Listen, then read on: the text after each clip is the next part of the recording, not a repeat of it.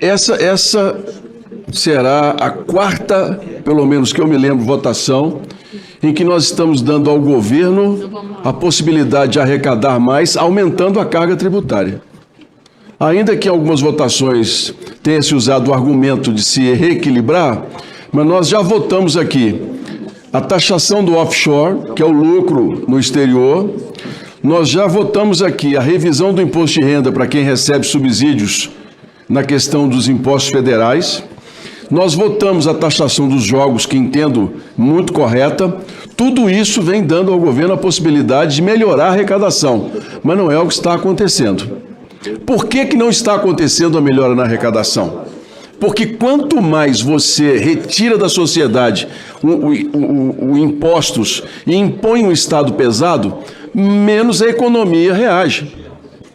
Porque você cria insegurança jurídica. Hoje o Brasil é visto como um país inseguro para se investir. Você tem um Supremo Tribunal Federal que muda as próprias decisões. Você tem um STJ que também muda as próprias decisões. Você tem um governo que vem taxando e buscando a cada dia deixar claro que o dinheiro estrangeiro aqui, ele não é tão bem-vindo quanto em outros lugares do mundo. Essa posição de taxar cada vez mais uma sociedade, isso só piora, isso não traz resultados. Vejam bem, e aqui não vou defender governo de lá ou de cá, que nós passamos pela tragédia do Covid, como vamos passar pela tragédia que está no Rio Grande do Sul, tendo que ajudar e socorrer de imediato o país, e o governo foi entregue com as contas em equilíbrio. Primeira votação, líder, que foi feita, foi a PEC da transição, dando mais 70 bilhões de reais para se gastar. Não precisava de 70, 25 era suficiente, nós conversamos isso na época. Se colocou. Agora, nós estamos trazendo de volta mais uma carga ao contribuinte brasileiro. E eu quero aqui, com muito equilíbrio, colocar para os senhores o quanto esse seguro pode sim ser útil à sociedade, mas não como peso nas costas de quem já paga. Vou explicar.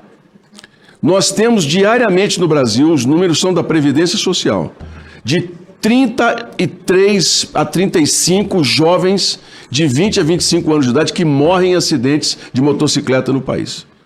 A maioria não tem um ensino médio, trabalham como autônomos, têm carteira de pouco tempo, sofrem os acidentes e morrem.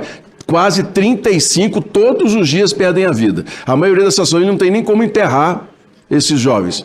Esse seguro é importante para essa família, porque você vai socorrê-la. Quem recebeu o DPVAT, como eu vi em vários casos, agradece quando não tem dinheiro. Hoje, para você enterrar um parente, é 5, 6 mil reais.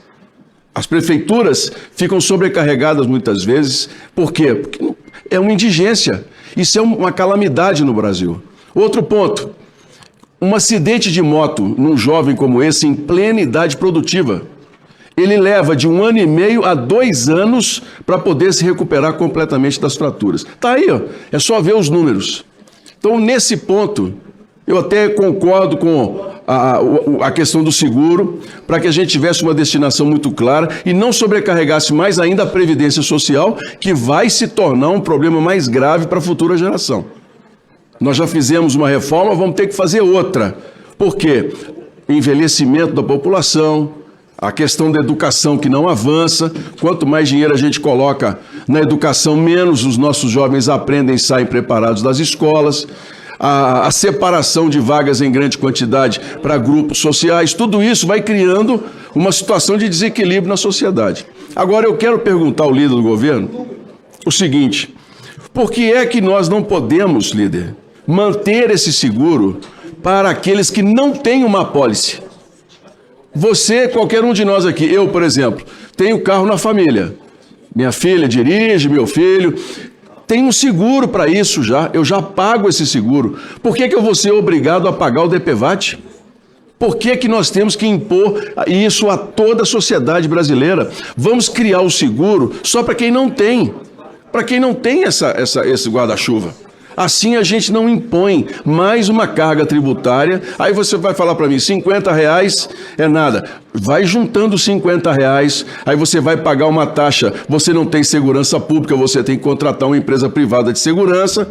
Você vai ter que pagar o seu plano de saúde, porque o SUS não consegue te atender num plano na rapidez que você precisa, e isso vai só impondo a todos nós uma vida muito mais difícil no Brasil.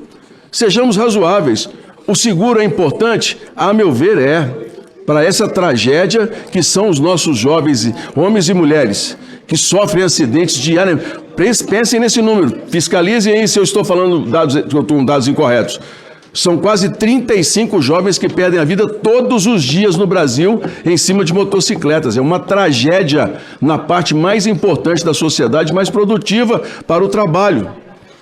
Eu me questiono, por que é que nós não podemos colocar o seguro para aqueles que não têm? Vou dar um exemplo aqui interessante. Nos Estados Unidos, você tem um carro, você, senador Barbalho, é obrigado a ter um seguro contra terceiros. É obrigatório um seguro contra terceiros. Se você bater no carro do outro, o prejuízo é seu, mas o prejuízo do outro a seguradora tem que pagar. Aqui não é assim. Aqui você não tem uma regra específica. E agora, como quarta medida de aumento da carga tributária, o governo quer que 100% da população que tem automóvel no Brasil pague o seguro obrigatório. Não é justo isso com quem consegue comprar um carro, pagar esse carro a prestações num juro absurdo, pagar uma gasolina que a cada dia oscila cada vez mais, ter que pagar uma IPVA, que é um imposto que infelizmente some. Eu falo pelo meu estado de Minas Gerais, que é um buraco só nas estradas. E você, agora, eu penso que seria muito razoável, e aqui proponho, porque tenho emenda nesse sentido, e quero destacar, quem já tem uma apólice está desobrigado a pagar o DPVAT. Quem não tem, esse sim, tem que manter algum tipo de garantia para poder não onerarmos cada vez mais o Estado e darmos às famílias a possibilidade de um atendimento. Esses casos, mas o DPVAT tem muita corrupção. Peraí, a gente precisa trabalhar, condenar e fiscalizar aqueles que estão fazendo corrupção. Tenhamos equilíbrio nessa questão do seguro, mas não impor a toda a sociedade um dinheiro que vai ficar na Caixa Econômica Federal e que vai servir para o governo fazer caixa cada vez mais. Não é correto com o contribuinte brasileiro. Não é correto com quem cumpre a sua função, quem cumpre o seu dever de cidadão. A pessoa custa comprar um carro. Não é fácil no Brasil você ter um veículo. Manter esse veículo é uma luta. Já faz um seguro, que você não tem segurança pública para poder proteger o seu bem. Já é um custo que você tem a mais. E agora, a imposição desse DPVAT a 100% da população, que eu não concordo. Eu entendo que o imposto é importante, pela experiência que tive, que vi, e nessa questão da Previdência. Mas não acho justo que nós imponhamos ao cidadão brasileiro, que já tem uma carga muito grande no seu salário. Aqui, recentemente, não conseguimos nem melhorar a tabela do imposto de renda para 3 salários mínimos. Nem conseguimos isso. E, infelizmente, nós queremos colocar mais despesa na conta do trabalhador brasileiro. Então, minha colocação com o líder do governo, e vou destacar e vou para o plenário com esse destaque. Quem já tem uma apólice de seguro tem que estar desobrigado a pagar o SPVAT, DPVAT, NPVAT, o que for. Porque não é correto com quem ganha, com quem trabalha e sustenta o país. É uma questão de nós termos aqui consciência do tanto que nós estamos aumentando a carga tributária no Brasil e sem retorno efetivo para o cidadão. Porque se nós tivéssemos retorno efetivo, poderíamos até justificar. Na Noruega se paga 50% de imposto. Mas vai lá para você ver na Noruega a saúde, vai ver a educação na Noruega, vai ver as estradas da Noruega. O sujeito paga sabendo que vai ter o retorno. Não é o nosso caso aqui, presidente.